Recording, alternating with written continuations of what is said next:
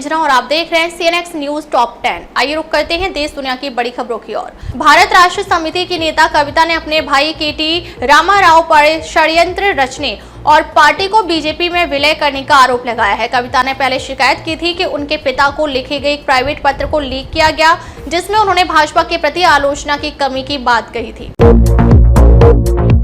Israel में महिला सैनिकों से जुड़ी एक बड़ी खबर सामने आ रही है। इजरायल रक्षा बलों यानी IDF ने एक पायलट कार्यक्रम समाप्त कर दिया है। बताया जा रहा है कि स्वास्थ्य और फिटनेस संबंधी चिंताओं को देखते हुए ऐसा किया जा रहा है।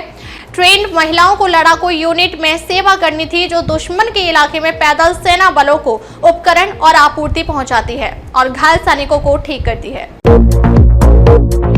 सेलिब्रिटीज के एक रिएक्शन मात्र से सोशल मीडिया पर हंगामा मच जाता है। हाल ही में कुछ ऐसा ही हुआ। माधुरी दीक्षित और श्रीदेवी की तुलना करते हुए एक विवादित पोस्ट किया गया, जिस पर एक्ट्रेस जानवी कपूर के रिएक्शन ने लोगों को ध्यान खींच लिया है। गुजरात टाइटंस और मुंबई इंडियंस के बीच शुक्रवार को मुलामपुर में IPL 2025 का एलिमिनेटर मैच खेला जाएगा। दोनों ही टीमों के लिए यह मुकाबला करो या मरो की स्थिति का होगा। विजेता टीम दूसरे क्वालीफायर में पहुंचेगी, जबकि हारने वाली टीम टूर्नामेंट से बाहर हो जाएगी। स्वास्थ्य विभाग प्रदेश के नामी शहरी प्राथमिक स्वास्थ्य केंद्रों में पाली क्लिनिक की सुविधा देगी। इसके पूर्व इन स्वास्थ्य केंद्रों पर पाली क्लिनिक सेटअप विकसित किया जाएगा, जिसके बाद यहां एक ही छत के नीचे कई तरह की सेवाएं मिलनी शुरू हो जाएंगी।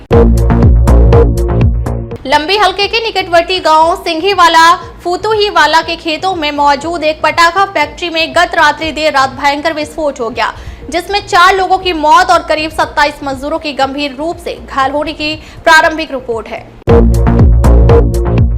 प्रदेश सरकार अन्य राज्यों से आयात किए जाने वाले पत्थर के स्थान पर अब प्रदेश में ही व्यापक पैमाने पर पत्थर खनन की योजना पर काम कर रही है, परंतु इसके पूर्व सरकार के स्तर पर इस संबंध में नीतिगत निर्णय होगा। इसके बाद ही कार्य आगे बढ़ेगा। बावजूद इस दिशा में खान एवं भूतत्व विभाग के प्रक्रियागत कार्य प्रारंभ कर दिए गए हैं।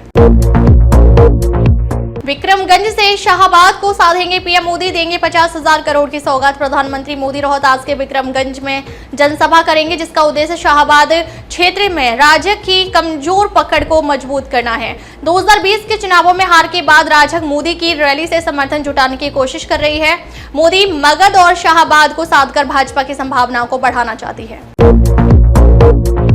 बिहार के 4 प्रमुख पर्यटन स्थलों के समेकित विकास की योजना पर काम शुरू हो गया है। ओडिशा के कटक भुवनेश्वर की तर्ज पर पर्यटकों के लिए बोधगया, गयाजी और राजगीर नालंदा को ट्विन सिटी की तरह विकसित किया जाएगा। यानी ये शहर इस तरह विकसित किए जाएंगे कि एक जगह आने वाला पर्यटक सुलभता से दूसरे पर्यटन केंद्रों तक भी जाए।